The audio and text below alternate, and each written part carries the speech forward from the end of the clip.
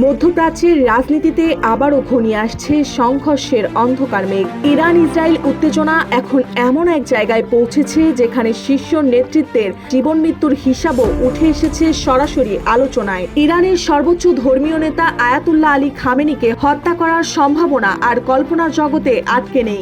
ইসরায়েলের একটি রাজনৈতিক সূত্র সাফ জানিয়ে দিয়েছে, যুদ্ধ থামাতে হলে খামেনির মৃত্যু অনিবার্য হতে পারে। এই একটি মন্তব্য মুহূর্তে নাড়িয়ে দিয়েছে গোটা মধ্যপ্রাচ্যকে।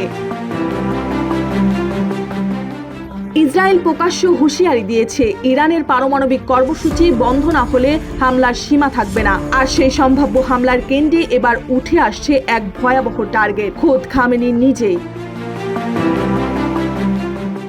মাত্র 2 দিনের ব্যবধানে ইসরায়েল চালিয়েছে অন্তত 70টি বিমান হামলা। সমৃদ্ধির পথে এগিয়ে যেতে দরকার ইস্পাত দৃঢ় ভিত্তি।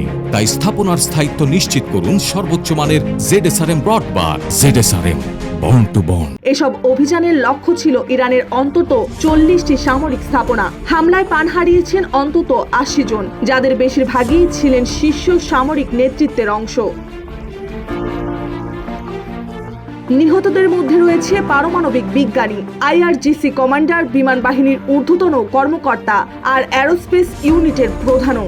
এক ইসরায়েলি কর্মকর্তা স্পষ্ট করে বলেন, খামেনির হত্যা আমাদের সীমার বাইরে নয়, আমরা যা শুরু করেছি তা শেষ করব ইরানের মাথা কেটে। শনিবার দিবাগত রাতে ইরানও চুপ থাকেনি। তেহরান থেকে মাশহাদ আকাশ জুড়ে একসঙ্গে জ্বলে উঠেছে যুদ্ধের আগুন। ইরান ছুড়ে দেয় একের পর এক ক্ষেপণাস্ত্র, লক্ষ্য ইসরায়েলের সামরিক ও যোগাযোগ অবকাঠামো।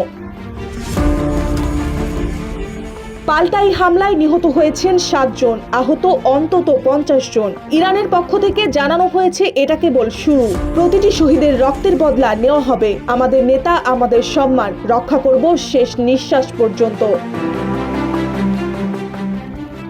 বিশেষজ্ঞরা বলছে, এই যুদ্ধ এখন আর শুধুই প্রযুক্তির লড়াই কিংবা কৌশলের দ্বন্দ্ব নয়, এটা ধীরে ধীরে রূপ নিচ্ছে নেতৃত্ব হত্যার ভয়াবহ খেলায়। আর যদি এই পথ ধরেই চলতে থাকে দুই পক্ষ, তবে গোটা মধ্যপ্রাচ্য পরিণত হতে পারে এক অদৃশ্য শ্মশানে, যেখানে কোনো বিজয় নেই, শুধু ধ্বংসের হিসাব।